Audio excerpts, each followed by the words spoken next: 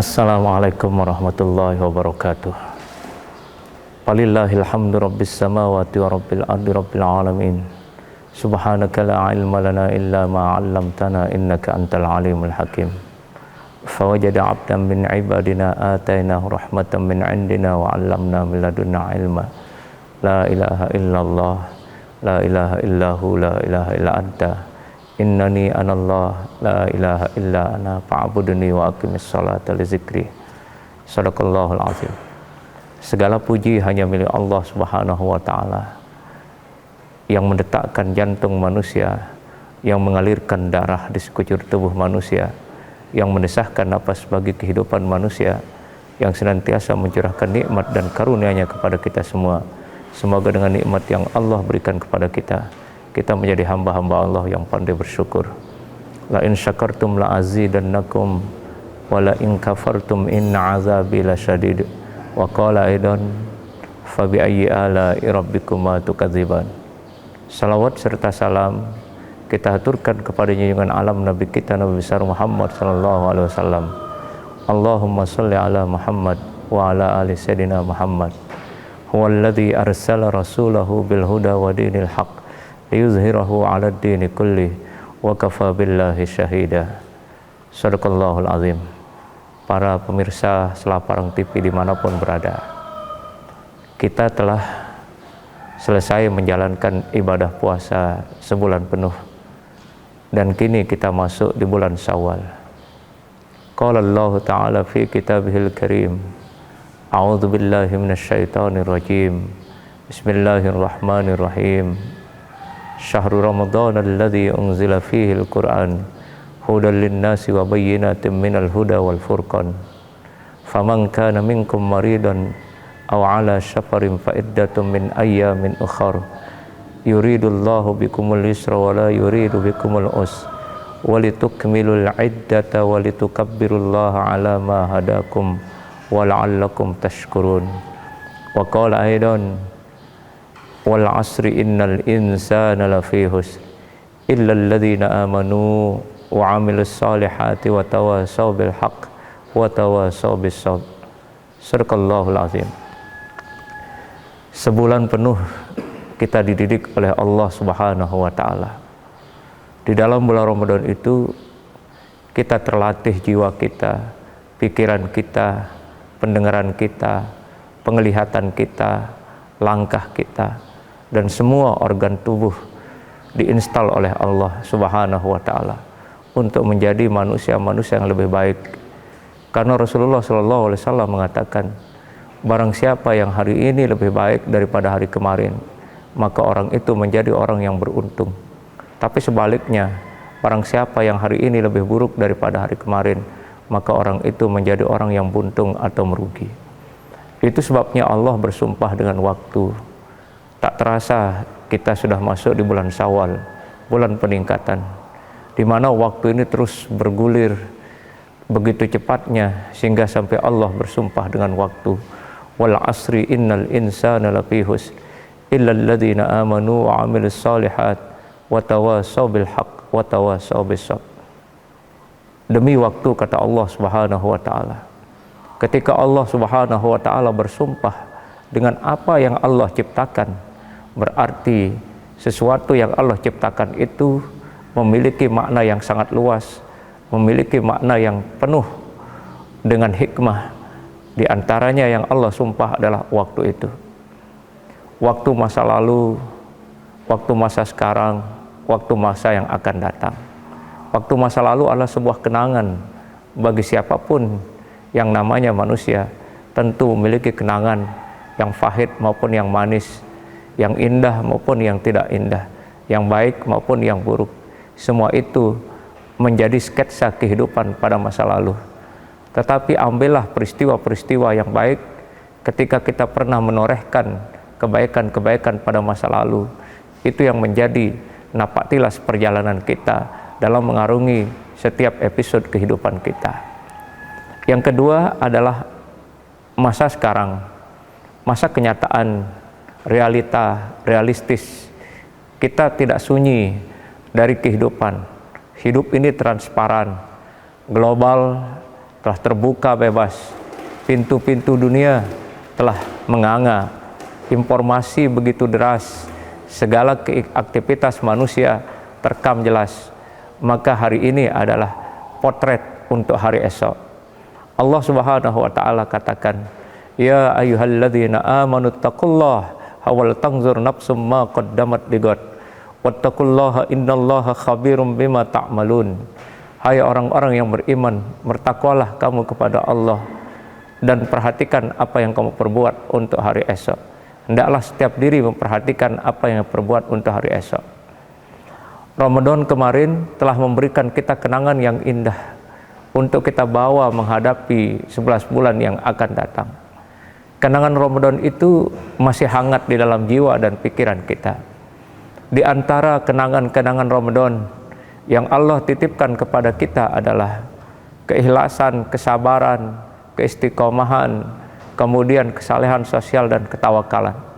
Ikhlas adalah satu bentuk kesucian jiwa ketika beramal tanpa mengharap imbalan, hanya semata-mata karena Allah. Ramadan itu telah menghiasi jiwa-jiwa orang yang berpuasa dengan keikhlasan, dan itu merupakan puncak amal tertinggi di hadapan Allah Subhanahu wa taala. Sehebat apapun amal kita, sebanyak apapun amal kita, serajin apapun ibadah kita, tapi kalau tidak ada motivasi keikhlasan, tidak ada semangat keikhlasan, tidak ada spirit kebangkitan keikhlasan, maka semua amal yang banyak itu akan sia-sia, laksana seperti fata morgana di siang hari. Yang kita saksikan itu kayak air, tapi begitu kita kejar dan kita buru, dia adalah panas yang sangat luar biasa. Bahkan Allah menyetir juga perumpamaan orang yang tidak memiliki keikhlasan dalam beramal, beribadah, dalam mendekatkan diri kepada Allah Subhanahu wa taala, laksana debu di atas batu licin yang kemudian Allah siram, turunkan gerimis, lalu disapu semuanya itu, hanya batu licinlah yang kelihatan, amal-amal itu hancur berkeping-keping. Maka inilah modal yang telah dititipkan di dalam bulan Ramadan untuk kita bawa dalam berinteraksi dan bergaul setiap hari. Karena momen terindah di dalam beribadah adalah ketika kemurnian jiwa tertuju kepada Allah Subhanahu wa taala. Iyyaka na'budu wa iyyaka nasta'in. Hanya padamu hai Allah kami menyembah, dan hanya padamu hai Allah kami mohon pertolongan. Kalimat ini selalu kita deklarasikan, selalu kita dengungkan dalam setiap kita sholat, dalam setiap gerakan kita mengabdi kepada Allah.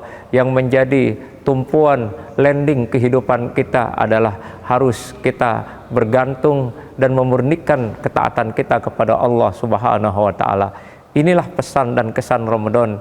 Inilah kado terindah yang ditinggalkan oleh Ramadan, supaya manusia yang setelah selesai puasa dia menjadi jiwa-jiwa yang tulus, dia menjadi jiwa-jiwa yang bersih, jiwa-jiwa yang sehat, jiwa-jiwa yang bercahaya. Ketika jiwa yang tulus, ketika jiwa bercahaya, jiwa bersih, maka seluruh komponen tubuh ini akan bersih. Pendengaran kita bersih, penglihatan kita bersih, sepak terjang dalam kehidupan kita juga bersih, seiring dengan bersihnya jiwa dan memurnikan ketaatan kepada Allah Subhanahu wa taala. Lalu yang kedua, Ramadan telah berhasil menanamkan kesabaran kepada setiap manusia. Tanpa kesabaran orang nggak akan bisa sukses, karena setiap episode perjalanan hidup manusia pasti diuji oleh Allah, diuji dengan berbagai macam cobaan, tantangan silih berganti mewarnai episode kehidupan kita. Maka oleh Allah menanamkan sebuah kesabaran. Kesabaran itu apa? Allah benteng yang paling kokoh pada diri manusia. Orang kepingin sukses, hendaklah dia bersabar. Orang kepingin ibadahnya diterima oleh Allah, hendaklah dia bersabar. Orang kepingin maju, hendaklah dia bersabar. Orang kepingin menggapai segala sesuatu yang lebih daripada biasanya, maka dialah sabar. Kenapa sabar menjadi puncak? Karena Allah katakan, ya ayyuhalladzina amanu sta'inu bis sabri was shalah innallaha ma'as sabirin. Hai orang-orang yang beriman, mohonlah pertolongan, mohonlah benteng. Dengan apa? Ista'inu bis sabri was shalah, dengan sabar dan salat. Sabar, kata Imam Ghazali, terbagi menjadi berapa aspek. Yang pertama adalah sabar dalam beribadah. Yang kedua, sabar di dalam menghadapi musibah. Yang ketiga, sabar dalam menggapai cita-cita. Yang keempat, sabar untuk tidak maksiat. Yang pertama, sabar dalam beribadah. Kadangkala kita tidak sabar ibadah. Panjangan sedikit ayat imam, kita gerutu. Ruku iman panjang, kita gerutu. Sujud imam panjang, kadang kita gerutu. Atau lebih lama penceramah, kadang kita gerutu. Artinya apa? Setiap tindakan ibadah harus dimotori dengan gerakan kesabaran, sehingga kita mampu mengakses nilai-nilai pendidikan di dalam dakwah itu sendiri, nilai-nilai pendidikan di dalam beribadah itu sendiri. Makanya Imam Ghazali meliris sabar dalam beribadah itu. Kenapa? Karena jarang orang bisa sampai finish beribadah. Contoh di bulan Ramadan kemarin, tanggal 1, 2, 3, 4, 5 sampai tanggal 10, masjid masih penuh, musola masih penuh, langgar masih penuh, tempat-tempat orang tarawih masih penuh. Tapi ketika di atas tanggal 10 ke Ramadan, maka mulai sudah bergeser sapnya. Mereka sibuk memikirkan baju baru, celana baru, pakaian baru, jajan-jajanan semuanya. Kita belum sadar sepenuhnya di dalam beribadah. Padahal puncak ibadah itu adalah ketika kita menggapai finish. Tetapi ketika kita setengah, berarti kita belum menggapai finish, belum menggapai puncak. Padahal di situ Allah ingin mencurahkan semua nikmatnya, Allah mencurahkan semua rahmatnya, Allah mencurahkan ampunannya, Allah mencurahkan kasih sayangnya. Tetapi setengah hati kita mengambil kasih sayang Allah, setengah hati kita mengambil ampunan Allah, setengah hati kita mengambil hidangan-hidangan yang dahsyat dari Allah, yang pada akhirnya kita meninggalkan Ramadan itu belum sampai finish. Artinya sholat tarawihnya kita tinggalkan. Maka penting untuk menanamkan kesabaran dalam ibadah apapun. Kita berzikir untuk mencapai tingkatan jiwa yang bersih, sabar kita berzikir. Ketika kita mau melahirkan kebaikan-kebaikan yang banyak, sabar untuk meniti jalan kebaikan. Tanpa kesabaran kita tidak akan bisa meraih derajat yang tinggi di sisi Allah Subhanahu wa taala. Orang berjuang siang dan malam, bisa menjadi wali, bisa menjadi ulama, bisa menjadi ustadz. Dia belajar dengan penuh ketekunan dan sabar, kemudian berzikir dengan penuh kesabaran, bersolawat dengan penuh kesabaran, bermujahadah dengan penuh kesabaran. Siapapun yang ingin menggapai kesuksesan di bumi Allah ini, maka tidak lain adalah yang kedua adalah harus bersabar. Setelah meraih puncak keikhlasan, harus diselingi dengan sabar, karena itulah benteng pertahanan. Makanya para nabi-nabi terdahulu, kita menyaksikan dia goal meletakkan Islam di seluruh belahan dunia ini, dia goal berdakwah, dia goal untuk merambah dunia ini, dia goal untuk mencetak sebuah peradaban untuk manusia yang sekarang ini, karena dia sabar, dia tekun, dia ulet. Dicaci dia tersenyum, difitnah dia tersenyum, dihalangi dia terus berjuang. Kenapa? Karena ada kesabaran. Makanya Allah mengatakan orang-orang yang sabar itu adalah bersama Allah. Innallaha ma'as-sabirin. Allah bersama orang-orang yang sabar. Bahkan lebih dari itu juga, innama yuwaffas-sabirun ajrahum bighairi hisab. Orang-orang yang sabar itu akan diberikan balasan, diberikan ganjaran oleh Allah yang tak terhingga, tanpa perhitungan. Kita ingin sukses menjadi pemimpin, sabar menghadapi mitra kerja kita, sabar menghadapi bawahan-bawahan kita, sabar untuk menjalankan visi dan misi kita. Kalau tidak ada kesabaran untuk menjalankan visi misi kita, keuletan, maka visi misi kita tidak akan pernah sampai. Oleh sebab itu, apapun yang kita mau raih di dunia ini, mau meraih kesuksesan, kuncinya harus kita sabar. Seorang pedagang kepingin dia sukses, hendaklah dia sabar berjualan siang dan malam. Seorang pekerja bangunan, hendaklah dia sabar untuk terus meningkatkan etos kerjanya. Seorang pendidik, hendaklah dia sabar untuk mendidik anak-anaknya supaya anak-anak mereka di sekolah atau di bangku kuliah menjadi sukses. Seorang bapak harus sabar mendidik anak, mendidik istri, baru akan lahir keluarga yang baik. Apapun aktivitas kita, tanpa kesabaran kita tidak akan meraih kesuksesan dan kandas perjuangan kita. Inilah yang ditinggalkan oleh Ramadan. Kemudian yang kedua adalah sabar dalam menghadapi musibah. Setiap orang pasti diuji oleh Allah. Tidak ada manusia yang tidak diuji oleh Allah. Yang paling berat ujiannya adalah para nabi-nabi, kemudian para sahabat, para tabi'in, kemudian para salafus soleh, dan kita yang terakhir. Jikalau disandingkan ujian-ujian kita yang diberikan oleh Allah kepada para nabi, enggak ada apa-apanya ujian yang Allah berikan kepada kita. Tapi sesungguhnya ujian yang Allah timpakan kepada kita, ujian ekonomi, ujian penyakit, ujian rumah tangga, ujian bisnis, ujian karir, ujian menjadi pemimpin, kesemuanya itu jalan Allah untuk merapatkan kita dengannya. Jalan Allah untuk meneguhkan jiwa dan pikiran kita. Jalan Allah untuk menaikkan kelas kita. Jalan Allah untuk mengangkat derajat kita. Jangan pernah pesimis dengan segala ujian dan rintangan. Setiap ujian itu Allah akan naikkan derajat kita.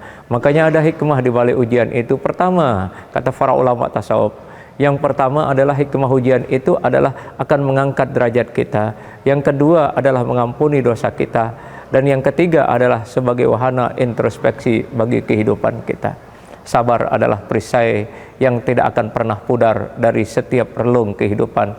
Sabar adalah senjata yang ampuh dalam meraih kesuksesan. Sabar adalah benteng pertahanan untuk mendapatkan kedekatan dengan Allah, mendapatkan predikat yang tinggi di sisi Allah Subhanahu wa taala. Kita sekarang berada di bulan Syawal. Setelah Ramadan banyak memberikan kita pendidikan seperti tadi, pendidikan kesabaran. Lalu momen Syawal ini kita gunakan untuk apa? Tentu momen Syawal ini adalah, Syawal itu artinya bulan peningkatan, di mana kita harus meningkatkan amal ibadah kita. Yang kemarin kita rajin tadarus di bulan Ramadan, maka Syawal ini usahakan lebih kencang lagi tadarusnya. Kemarin kita rajin sedekah di bulan Ramadan, maka setelah Ramadan ini kita banyak bersedekah. Di Ramadan kita rajin sholat tahajud, maka setelah Ramadan kita pun juga rajin tahajud. Itulah keberhasilan orang yang berpuasa. Tapi kalau hidangan dan pendidikan Allah yang begitu dahsyat, yang begitu sempurna, yang begitu hebatnya, kemudian kita tinggalkan, berarti kita gagal dalam memaknai dan memahami Ramadan itu. Kita akan kelihatan siapa orang-orang yang sukses, siapa orang yang mampu mengemban amanat Allah di dalam bulan Ramadan, siapa mereka yang menjadi pemenang, siapa yang mereka menjadi sukses ketika tradisi Ramadan yang baik-baik itu dilanjutkan setelah bulan Ramadan. Maka itulah orang-orang yang mendapatkan bimbingan dari Allah. Itulah orang-orang yang mendapatkan pembelajaran dari Allah. Maka dia sukses untuk dididik, dia sukses untuk digembleng, dia sukses untuk ditraining oleh Allah, sehingga napaktilas perjalanan yang Ramadan itu bisa diaplikasikan di dalam kehidupan setelah bulan Ramadan. Dan di Syawal itu juga bulannya silaturahim. Kita silaturahim. Ada dua kata yang harus melekat pada diri setiap orang beriman. Yang pertama ada silah, yang kedua ada rahim. Silah itu adalah jembatan penghubung untuk membangun setia kawanan, membangun kebersamaan, membangun cinta kasih, membangun sebuah kedamaian kepada siapapun. Dan tanda-tanda umat Nabi Muhammad yang sudah dirilis oleh Allah Subhanahu wa taala di dalam surat Fat. Muhammadur Rasulullah walladzina ma'ahu asyidda'u 'alal kuffari ruhama'u bainahum tarahum ruk'an sujjadan yabtaguna fadlan minallahi wa ridwana simahum fi wujuhihim min atharis sujud. Jadi di sini Allah Subhanahu wa taala mendeklarasikan Nabi Muhammad sebagai seorang rasul. Muhammad itu adalah seorang rasul, dan orang-orang yang bersamanya itu keras terhadap orang-orang kafir. Perlu diingat, kafir yang mana? Ada dua klarifikasi kafir dalam pandangan para ulama ketika menafsirkan ayat ini. Yang pertama adalah kafir harbi, yang kedua adalah kafir zimmi. Mana itu kafir harbi? Kafir yang merusak tatanan kehidupan umat Islam, yang menghancurkan tempat-tempat ibadah umat Islam, yang mendiskriminasi umat Islam. Kemudian kafir zimmi adalah orang-orang yang tidak memusuhi Islam, orang yang damai dengan umat Islam. Artinya kita saling menjaga, saling menghormati, Bhinneka Tunggal Ika, berbeda-beda tapi tetap satu. Tapi kalau kafir harbi ini, maka semua para sahabat di samping-samping Rasulullah SAW keras. Kenapa? Karena para sahabat tidak senang melihat kekafiran. Namun umat Muhammad itu yang bersama dengan Nabi Muhammad SAW itu ruhama ubainahum. Apa itu ruhama? Saling menyayangi, saling mengasihi, saling mencintai, saling mengajak, saling asah, saling asuh. Itulah profil umat Nabi Muhammad SAW. Makanya Syawal ini adalah momen yang tepat untuk kita merajut kembali persaudaraan kita, apapun organisasi pelunggu, mau Muhammadiyah, mau NU, mau NW, mau Marakit, mau Yadinu, mau Yatopa, mau apa saja, tapi jaga kebersamaan itu, jaga persatuan dan kesatuan. Karena itulah yang menjadi pertanyaan terakhir ketika kita sudah berada di alam barzah, man ikhwanuk, siapa saudaramu? Tidak ada pertanyaan malaikat mengatakan ma organisasi kuka, ma organisasi kiku, ma organisasi kuki. Tidak ada ma politik kuka, ma politik kuki, ma politik kiku. Tidak ada. Semua itu ditanyakan siapa saudaramu. Maka dari dunia ini kita saling merajut kebersamaan, merajut cinta kasih, merajut kedamaian. Hanya dengan kebersamaan apapun yang kita inginkan akan terwujud dengan cemerlang. Kita ingin membangun daerah Lombok Timur dengan kebersamaan seluruh stakeholder, seluruh mitra, seluruh manajemen, manajerial, seluruh instansi. Maka kita bangun kembali, kita rajut kembali kebersamaan. Maka Lombok Timur ini akan menjadi pilot proyek pada tahun-tahun yang akan datang. Lombok Timur akan menjadi kebanggaan masyarakat Nusa Tenggara Barat khususnya dan masyarakat Indonesia pada umumnya. Bila mana kita membangun yang namanya silaturahim.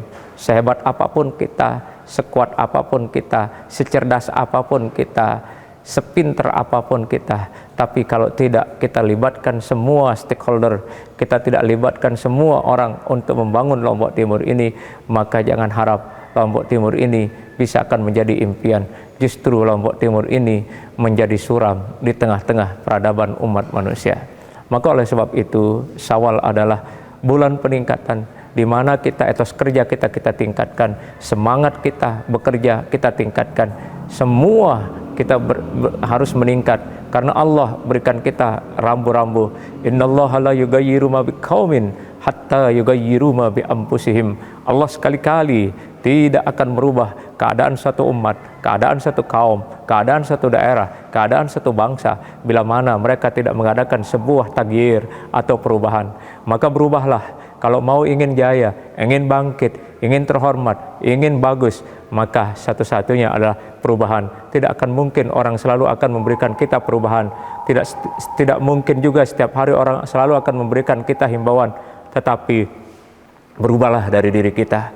Bagaimana jiwa kita harus perbaiki. Bagaimana mindset berpikir kita harus perbaiki. Jangan sampai kita mandek di dalam berpikir. Jangan sampai mandek kita di dalam berkreasi. Karena Allah tantang manusia.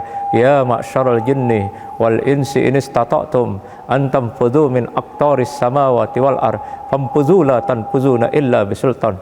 Hai segenap bangsa jin, hai golongan jin, hai kaum jin, hai organisasi jin, wahai manusia, sekelompok manusia, jikalau kalian ingin melintasi langit, please kata Allah, lintasi, kalian tidak akan pernah mampu melainkan dengan ilmu pengetahuan.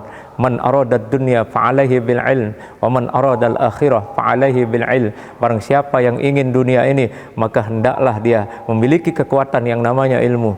Barang siapa yang ingin menggapai akhirat, maka hendaklah dia dengan kekuatan ilmu itu sendiri. Artinya bahwa Syawal ini adalah juga bulan peningkatan ilmu. Kita rajin membaca, sejalan telah diturunkan Al-Quran oleh Allah Subhanahu wa Ta'ala pada surat Al-Alaq. Iqra bismi rabbikal ladzi khalaq, khalaqal insana min alaq.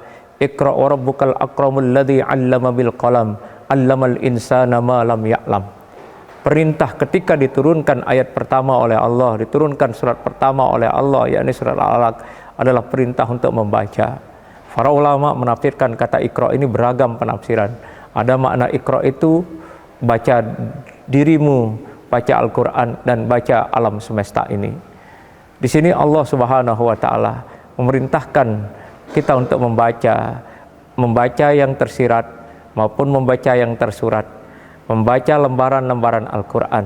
Karena di dalam Al-Qur'an semua sketsa wajah dunia ini telah dirilis oleh Allah di dalam Al-Qur'an. Kemajuan teknologi sudah ada di dalam Al-Qur'an, kemajuan ekonomi sudah ada, perbankan, politik, hukum, semua ada di dalam Al-Qur'an. Maka ayat ini mendorong, memberikan spirit untuk kebangkitan umat manusia di seluruh alam semesta ini melalui banyak membaca, mendengar dan melihat. Maka banyak hal yang kita baca, membaca bentangan alam yang telah dihamparkan oleh Allah, membaca huruf-huruf Al-Qur'an. Di situ ada makna-makna alam ini yang tersurat di dalam Al-Qur'an. Di situ ada makna penciptaan langit, di situ ada makna penciptaan laut, di situ ada makna penciptaan awan, di situ ada makna penciptaan api, air, angin. Semua itu di dalam Al-Qur'an. Apa yang ada di dalam dunia ini telah dirilis oleh Allah Subhanahu wa taala. Maka sekali lagi, banyak iqra, banyak membaca, maka akan terbuka seluruh jendela dunia ini, maka akan terbuka suatu hal yang terpendam di bumi ini, maka akan terbuka kemajuan dan peradaban menghiasi alam semesta ini. Tapi kalau kita enggan membaca, malas berpikir, malas berkarya, maka kita tidak akan bisa melahirkan peradaban yang maju, kita tidak akan pernah bisa melahirkan kehebatan yang dahsyat, kita tidak akan bisa melahirkan situasi yang kondusif dan aman bila mana semua kita enggan membaca, enggan menulis, enggan mendengar, enggan melihat, enggan menyaksikan. Maka oleh sebab itu, banyaklah membaca, terutama setiap aktivitas kita. Kita mau jadi pejabat, kita mau jadi apapun yang memiliki power di bumi ini, hendaklah banyak-banyak menyebut Allah Subhanahu wa taala. Kita kagum dengan ayat ini, dinamai dengan al-alaq, segumpal darah. Kenapa segumpal darah? Ternyata darah yang ada pada diri manusia itu merupakan esensi yang menghidupkan manusia setelah ruh. Makanya para medis meneliti bagian-bagian darah, ada darah A, ada darah O, ada darah AB, dan ada darah B juga. Terus kemudian ada plasma darah, ada transfusi darah, ada darah putih. Ternyata darah inilah yang kemudian membuat pergerakan pada diri kehidupan manusia. Coba saksikan bagaimana darah mengalir, maka manusia pun juga harus mengalir dari satu tempat ke tempat yang lain. Manusia tidak boleh berdiam diri, manusia harus bergerak seiring dengan gerakan darah manusia. Kalau ingin maju, kalau ingin bangkit, kalau ingin berubah, maka berubahlah, mengalirlah seperti darah. Jangan sampai kita diam, jangan kita statis, harus kita dinamis. Jangan eksklusif, harus kita universal. Kalau kita universal, dinamis, maka kita akan bisa menghubungkan diri kita dengan negara-negara besar di dunia ini. Kita akan bisa bangkit seperti orang-orang di luar sana. Tapi kalau kita eksklusif, kita tidak mau belajar, kita tidak mau mendengar, kita tidak mau melihat dari orang lain, maka kita akan ketinggalan. Maka salah satu solusi di bulan Syawal ini, kedung-kedung bulan peningkatan, segala aktivitas kebaikan itu kita tingkatkan, insya Allah efeknya akan berdampak kepada orang lain. Makanya Rasulullah SAW mengatakan, khairun nas anfa'uhum linnas, sebaik-baik manusia adalah orang yang bermanfaat buat manusia lainnya. Jadilah diri dimanapun kita berada, tebarlah kebaikan sampai ruh kita diangkat oleh Allah Subhanahu wa taala. Tidak ada kata terlambat, tidak ada kata menyerah. Maka inilah inspirasi di bulan Syawal. Jadikan Syawal ini momentum untuk kita saling mencintai, saling menyayangi, dan saling berbagi ilmu pengetahuan, saling mengajak kepada kemajuan. Watawassaw bil haq, watawassaw bis sabr. Saling mengajak kepada kebaikan dan saling mengajak kepada kesabaran. Inilah momen terindah buat kita sebagai umat Islam, wabil khusus masyarakat Lombok Timur yang senantiasa cinta, saling mencintai, saling bahu-membahu.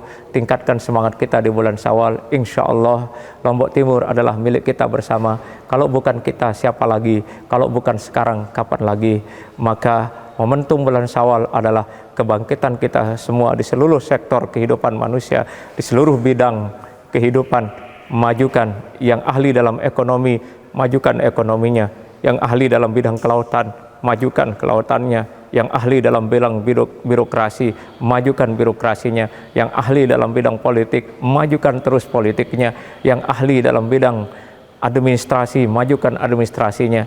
Yang ahli di dalam bidang pertanian, majukan semuanya itu. Kalau itu kita sudah lakukan, insya Allah Lombok Timur menjadi harapan semua khususnya masyarakat Lombok Timur, umumnya bangsa dan negara Indonesia. Terima kasih atas segala perhatian. Mohon maaf atas segala kekurangan. Minal aidin al faizin al makbulin. Minal aidin al faizin al makbulin. Minal aidin al faizin al makbulin. Taqabbalallahu minkum minna wa minkum taqabbal ya karim. Wa ma taufiqi illa billah. Alaihi tawakkaltu wa ilaihi unib. Wallahu waliyut taufiq. Assalamualaikum warahmatullahi wabarakatuh.